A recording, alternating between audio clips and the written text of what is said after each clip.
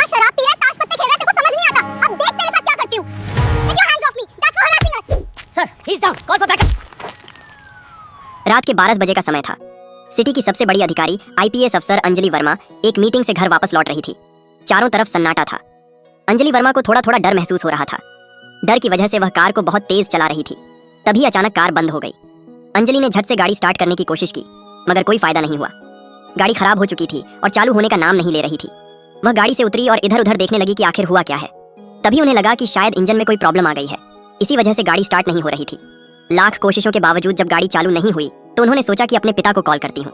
उन्होंने तुरंत मोबाइल निकाला, लेकिन जैसे ही कॉल करने की कोशिश की तो देखा कि नेटवर्क ही नहीं है। यह देखकर वह बहुत ज्यादा घबरा गई। अब मैं क्या करूं? ना तो गाड़ी स्टार्ट हो रही है और ना ही यहाँ नेटवर्क है। किसी से संपर्क भी नहीं कर सकती। अब घर कैसे जाऊं? मगर उन्होंने हिम्मत नहीं हारी। सोचा घर ज्यादा दूर नहीं है, मुझे जैसे तैसे करके यहाँ से जाना ही होगा। ये सोचकर वह धीरे धीरे चलने लगी।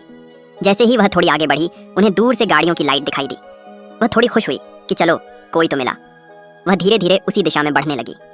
जब वह गाड़ियों के पास पहुंची तो देखा कि वहां 2-3 सिपाही शराब की बोतलें खोलकर बैठे हैं, शराब पी रहे हैं और ताश खेल रहे हैं। उनके पास ताश की गड्डियां पड़ी थीं। ये देखकर आईपीएस अफसर अंजलि वर्मा गुस्से से कांप उठी। वह तुरंत सिपाहियों के पास गई और सख्त लहजे में बोली, तुम सब यहाँ पर यह क्या कर रहे हो? वर्दी पहनकर यही काम है क्या? रास्ते में बैठकर शराब पी रहे हो? आखिर तुम लोग हो कौन? कानून तोड़ने वाले या कानून को मानने वाले? अगर तुम लोग ही यह सब करोगे तो जनता क्या करेगी? ये वर्दी तुम लोगों के लायक नहीं है, समझे? एक सिपाही हंसते हुए बोला, अरे मैडम, ज्यादा ज्ञान मत दीजिए, समझी? तुम्हारे जैसे मुंह से ये बातें अच्छी नहीं लगती। आओ हमारे साथ बैठ जाओ, थोड़ी मौज मस्ती कर लो। आखिर इतनी रात को हुस्न की परी कहाँ से आ रही हो? कभी हमारी तरफ भी देख लो, हम भी तुम्हारे दीवाने हैं। यह सुनकर अंजलि वर्मा का गुस्सा बढ़ गया, लेकिन उन्होंने खुद को संभालते हुए कहा, देखिए मेरे सवाल का जवाब दीजिए। आप लोग यहाँ शराब क्यों पी रहे हैं? सरकार ने शराबबंदी लगाई है और आप लोग जो कानून के रखवाले हैं वही कानून तोड़ रहे हैं। शर्म नहीं आती आपको? ये वर्दी पहनने का कोई हक नहीं है आप लोगों को, समझे? इतना बोलते ही एक सिपाही ने अंजलि वर्मा का हाथ पकड़ लिया और अपनी तरफ खींचते हुए बोला, अरे मैडम, हमें ज्ञान मत दीजिए, हमें पता है हमें क्या करना है। वो सब छोड़ो, आज तो तुम्हें हमारे साथ यह शराब पीनी ही पड़ेगी। थोड़ा खुश हो जाओ, मजा आ जाएगा। वैसे भी तुम्हें देखे बिना रहा नहीं जा रहा। प्लीज एक बार हमें खुश कर दो मेरी जान। यह शब्द सुनते ही अंजलि वर्मा का गुस्सा फूट पड़ा। वह अपने गुस्से को कंट्रोल न रख सकी और एक जोरदार थप्पड़ सिपाही के चेहरे पर मार दिया। गुस्से में बोली, तुम लोग इस वर्दी के लायक नहीं हो। अब देखो मैं क्या करती हूँ। यह वर्दी तुम्हें यूं ही नहीं दी गई है, जनता की सेवा करने के लिए दी गई है, ताकि तुम देश की रक्षा करो। मगर तुम लोग जनता की सेवा क्या करोगे? खुद ही बिगड़े हुए हो, जनता को क्या सुधारोगे? तभी एक और सिपाही ने अंजलि को जोर से खींच लिया और गुस्से में बोला, क्या देख रहे हो तुम लोग? पकड़ो इसे, आज इसे सबक सिखाना ही पड़ेगा। बहुत अकड़ दिखा रही है, पुलिस से पंगा ले रही है। अभी बताता हूँ इसे कि कानून की ताकत क्या होती है। उसने अंजलि को कसकर पकड़ लिया, मगर अंजलि वर्मा कोई आम लड़की नहीं थी। उन्होंने एक झटका देकर खुद को छुड़ा लिया, लेकिन अंदर डर बैठ चुका था। वह समझ नहीं पा रही थी कि अब क्या करें। ना भाग सकती थी, ना मदद बुला सकती थी। उन सिपाहियों की नीयत देखकर साफ लग रहा था कि अब उनका बच पाना मुश्किल है। फिर आईपीएस अफसर अंजलि वर्मा गुस्से में बोली, मैं इस सिटी की senior superintendent of police SSP हूँ।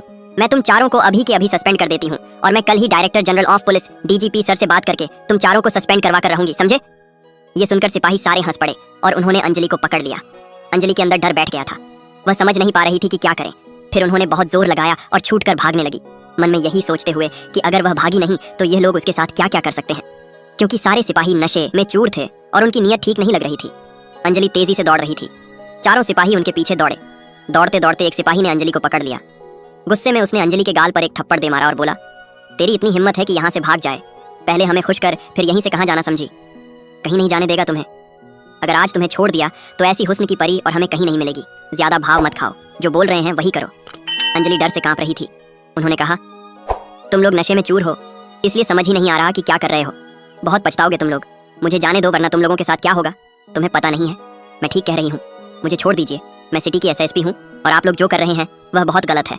आप लोगों की हालत ऐसी हो जाएगी कि आप चैन से सो भी नहीं पाएंगे। बेहतर होगा कि मुझे यहीं पर छोड़ दीजिए। मगर सारे सिपाही कुछ समझ नहीं पा रहे थे। उनके दिल में बस एक ही ख्याल था। लड़की देखकर वे पागल हो चुके थे। उनकी आंखों में कुछ भी सही दिखाई नहीं दे रहा था। एक सिपाही हंसते हुए बोला, ये लड़की खुद को एसएसपी समझती है। एसएसपी होता क्या है जानती है तू? तुझे देखकर तो लग भी नहीं रहा कि तू एसएसपी है। ज्यादा होशियारी मत कर, समझी? जो बोल रहे हैं वही कर। अंजलि भीतर ही भीतर टूट रही थी। सोच रही थी कि अगर अभी भाग नहीं पाई और यहाँ फंस गई तो ये लोग उनसे कोई भी गलत काम कर सकते हैं, लेकिन भागना भी संभव नहीं था। फिर उन्होंने हिम्मत जुटाई, एक सिपाही से उसकी बंदूक छीन ली और चारों को बंदूक दिखाकर डरा धमकाकर भाग निकल पड़ी। डर के मारे सारे सिपाही वहीं ठहरे रहे, किसी ने उनका पीछा नहीं किया। सबके मन में डर बैठ गया था कि कहीं गोली ना चल जाए। अगली सुबह हुई तो आईपीएस अंजलि वर्मा ने सोचा कि अब क्या किया जाए। फिर उन्हें एक आइडिया आया और वह सीधे डीजीपी ऑफिस पहुंची। वहां जाकर उन्होंने चारों सिपाहियों के खिलाफ रिपोर्ट दर्ज करवाने का आग्रह किया और सस्पेंड करने की मांग की, मगर किसी भी पदाधिकारी को बिना पर्याप्त सबूत सस्पेंड नहीं किया जा सकता था। डीजीपी विवेक जैन ने कहा, मैडम मैं आपकी बात से सहमत हूँ, मगर हम बिना किसी सबूत के कार्रवाई नहीं कर सकते। मैं आपसे अनुरोध करती हूँ कि आप उनके खिलाफ कुछ सबूत लाएं, तभी मैं इस केस को आगे बढ़ाऊंगा।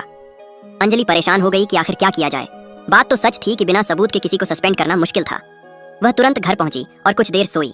फिर उन्हें एक योजना सूझी और वह सीधे उसी थाने पहुंची जहां चारों सिपाही तैनात थे। थाने में जाकर उन्होंने देखा कि इंस्पेक्टर संजय डेस्क पर बैठे थे। इंस्पेक्टर ने आईपीएस अंजलि वर्मा को पहचानने की कोशिश नहीं की। उन्हें लगा यह किसी गांव की महिला हो सकती है क्योंकि वे साड़ी में आई थी। अंजलि इंस्पेक्टर के पास गई और बोली, सर मुझे रिपोर्ट लिखवानी है। यह सुनते ही इंस्पेक्टर हंस उठा और बोला, रिपोर्ट लिखवानी है? पैसे हैं तुम्हारे पास? रिपोर्ट लिखवाने के 8,000 लगते हैं, पैसे निकालो, लिख दूंगा। यह सुनकर अंजलि का दिमाग हिल गया। उन्हें समझ आ गया कि यह इंस्पेक्टर भी उतना ही गुनहगार है जितने कि वे सिपाही थे। बिना झिझक रिश्वत मांग रहा था। तब अंजलि ने कड़क आवाज में कहा, सर हमें कानून मत पढ़ाइए। कानून में कहीं नहीं लिखा है कि रिपोर्ट लिखवाने के पैसे लगते हैं। आप हमसे रिश्वत मांग रहे हैं और हम पैसे नहीं देंगे। आपका जो काम है वह कीजिए। मुझे रिपोर्ट लिखवानी है, जल्दी से लिखिए। यह सुनकर इंस्पेक्टर गुस्से में आया और बोला, यह लड़की मेरे सामने जुबान चला रही है, जानती भी है कि मैं कौन हूँ। अभी के अभी तुझे अंदर कर सकता हूँ। ज्यादा अक्कड़ मत दिखा और पैसे दे, नहीं तो यहाँ कोई रिपोर्ट नहीं लिखी जाएगी। बड़ी आई रिपोर्ट लिखवाने, निकल यहाँ से वरना धक्के मारकर बाहर निकाल दूंगा। मुझे गुस्सा मत दिला, समझी? ये सुनकर आईपीएस अंजलि वर्मा गुस्से से लाल हो गई। उन्होंने गुस्से में कहा, देखिए इंस्पेक्टर, आप मुझे जानते नहीं है कि मैं कौन हूँ। हद में रहकर बात कीजिए, समझे? मुझे कानून बहुत अच्छे से आता है, इसलिए मुझे मत सिखाइए कि मुझे क्या करना है। मैं यहाँ रिपोर्ट लिखवाने आई हूँ और रिपोर्ट लिखवा कर ही जाऊंगी, समझे? अब जल्दी से मेरी रिपोर्ट लिखिए। इतने में ही अंजलि की नजर एक सिपाही पर पड़ी, वही सिपाही जो रात को उन चारों में से एक था। अंजलि ने गुस्से में इंस्पेक्टर से कहा, आपको पता भी है कि आपके थाने में क्या चल रहा है? अब तो आपको और इन सिपाहियों दोनों को सस्पेंड करवाना पड़ेगा। इस पूरे थाने को साफ करना पड़ेगा। आप लोग इस वर्दी के लायक नहीं हैं। मैं आप सबको सस्पेंड करवा कर रहूंगी। ये सुनकर इंस्पेक्टर घबरा गया, लेकिन फिर भी अकड़ में बोला, अरे लड़की, तुम हो कौन और ये सब क्या बक रही हो? ज्यादा होशियार मत बन, समझी? वरना इतना मारूंगा कि घर तक चलकर नहीं जा पाएगी। चल निकल यहाँ से, वरना धक्के मारकर निकाल दूंगा। मुझे गुस्सा मत दिला, समझी? ये सुनकर आईपीएस अंजलि वर्मा गुस्से से लाल हो गई। उन्होंने पर्स से अपना आईडी कार्ड निकाला और इंस्पेक्टर के सामने रख दिया। जैसे ही इंस्पेक्टर ने आईडी कार्ड देखा, उसकी आंखें चौड़ी हो गईं और चेहरा सफेद पड़ गया। वह डर के मारे तुरंत खड़ा हो गया और हाथ जोड़कर बोला, मैडम मुझे माफ कर दीजिए, मुझे नहीं पता था कि आप सिटी की एसएसपी हैं। सॉरी मैडम, बताइए आपको किसके खिलाफ रिपोर्ट लिखवानी है? मैं अभी रिपोर्ट लिखता हूँ। ये सुनकर अंजलि वर्मा का गुस्सा और बढ़ गया। उन्होंने सख्त लहजे में कहा, तुम लोग आम जनता के साथ भी यही हरकत करते हो ना? अब मैं दिखाऊंगी कि कानून की ताकत क्या होती है। तुम्हें यह वर्दी जनता की सेवा के लिए दी गई है, लेकिन तुम लोग इस वर्दी के नाम पर जनता को लूट रहे हो, गलत काम कर रहे हो। यह वर्दी तुम लोगों के लायक नहीं है। फिर उन्होंने अपना आईडी कार्ड वापस लिया और गुस्से में बोली, अब कल तुम लोगों का फैसला होगा, तैयार रहना तुम सब। यह कहकर अंजलि वर्मा थाने से बाहर निकली और सीधा डीजीपी सर से जाकर बात की। डीजीपी विवेक जैन ने कहा, मैडम थाने में जरूर सीसीटीवी कैमरे लगे होंगे। अगर हम वह फुटेज देख लें तो पता चल जाएगा कि इंस्पेक्टर ने सच में आपके साथ क्या किया था। दोनों तुरंत थाने पहुंचे और वहां के सीसीटीवी कैमरों की जांच शुरू की। सीसीटीवी फुटेज में साफ साफ दिखाई दे रहा था कि इंस्पेक्टर किस तरह से आईपीएस अंजलि वर्मा से बदतमीजी कर रहा था। अब सबूत पक्के थे और आईपीएस मैडम खुद गवाह थीं। फिर डीजीपी सर ने रिपोर्ट तैयार की और मामला कोर्ट तक पहुंचाया, ताकि यह मामला सबके सामने आए, ताकि आगे से कोई भी व्यक्ति, चाहे वह वर्दी में हो या आम इंसान, गलती करने से पहले 100 बार सोचे। अगले दिन सुबह 10 बजे कोर्ट में इस मामले की सुनवाई शुरू हुई। बाहर कोर्ट के गेट पर मीडिया और लोगों की भीड़ लगी हुई थी। हर कोई एक ही बात कर रहा था, आज आईपीएस अंजलि वर्मा का केस का फैसला आने वाला है। कुछ लोग कहते थे, देखते हैं अब कितने बड़े बड़े अफसरों को सजा मिलती है, तो कुछ कहते पुलिस वाले बच जाएंगे हमेशा की तरह। लेकिन इस बार मामला अलग था। इस बार सामने कोई आम औरत नहीं, बल्कि सिटी की एसएसपी खुद खड़ी थी, जिन्होंने अपने ही सिस्टम के खिलाफ आवाज उठाई थी। कोर्ट के अंदर गंभीर माहौल था। जज साहब की बेंच पर बैठे थे, सामने सरकारी वकील और दूसरी तरफ बचाव पक्ष के वकील, और पीछे सीट पर बैठे थे वह सारे सिपाही और इंस्पेक्टर जिन पर आरोप था। सबके चेहरों पर डर साफ झलक रहा था। जज ने कहा, मामला आईपीएस अंजलि वर्मा बनाम राज्य पुलिस विभाग, सुनवाई शुरू की जाती है। सरकारी वकील खड़े हुए बोले, माय लॉर्ड, ये मामला सिर्फ एक महिला अधिकारी के साथ बदतमीजी का नहीं है। ये उस सिस्टम की सच्चाई है जिसमें ताकत के नशे में कुछ लोग भूल जाते हैं कि कानून क्या होता है। हमारे पास सीसीटीवी फुटेज, ऑडियो रिकॉर्डिंग और गवाह सब मौजूद हैं। उन्होंने सीसीटीवी फुटेज दिखाया। स्क्रीन पर साफ दिख रहा था कि इंस्पेक्टर एसएसपी मैडम को एक आम महिला समझकर रिपोर्ट लिखने से मना कर रहे हैं, रिश्वत मांग रहे हैं और बदतमीजी कर रहे हैं। पूरा कोर्ट हॉल कुछ देर के लिए चुप हो गया। अंजलि वर्मा की आंखों में पानी आ गया, पर चेहरा मजबूत था। बचाव पक्ष का वकील उठा, बोला, माय लॉर्ड, ये सब एक गलत फहमी थी। मेरे मुवक्किलों का कोई गलत इरादा नहीं था, वो बस आदेशों को लेकर उलझन में थे। जज ने बीच में टोका, क्या आदेशों को लेकर उलझन का मतलब बदतमीजी और महिला अधिकारी का अपमान है? क्या पुलिस वर्दी में रहकर कोई भी यह सब कर सकता है? वकील चुप हो गया। पूरा कोर्ट हाल शांत था। फिर अंजलि वर्मा को स्टैंड पर बुलाया गया। वो उठी, धीरे से बोली, माय लॉर्ड, मैं किसी से बदला नहीं चाहती। मैं बस इतना चाहती हूँ कि जो भी वर्दी पहनता है वो इस बात को याद रखे कि वर्दी सम्मान की निशानी है, ताकत की नहीं। मैं डर सकती थी, लेकिन अगर मैं चुप रहती तो आने वाली और महिलाएं हमेशा डरती रहती। जज साहब ने गहराई से अंजलि की बात सुनी। कोर्ट में बैठे लोग भी भावुक हो गए। सरकारी वकील ने आगे कहा, माय लॉर्ड, ये मामला सिर्फ एसएसपी का नहीं है, ये हर उस इंसान का है जो अपने अधिकार के नाम पर गलत करने वालों से डरता है। अगर आज इन लोगों को सजा नहीं मिली तो कल फिर कोई एसएसपी, कोई आम औरत या कोई गरीब आदमी इसी तरह बेइज्जत किया जाएगा। सुनवाई करीब 2 घंटे चली।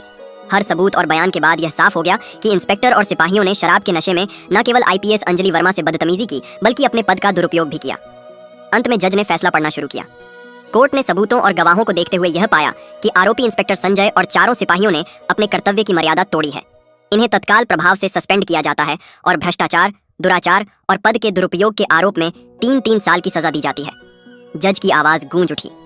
कोर्ट इन्हें जेल भेजने का आदेश देती है। इतना सुनते ही कोर्ट रूम में हलचल मच गई। मीडिया वाले बाहर भागे खबर देने।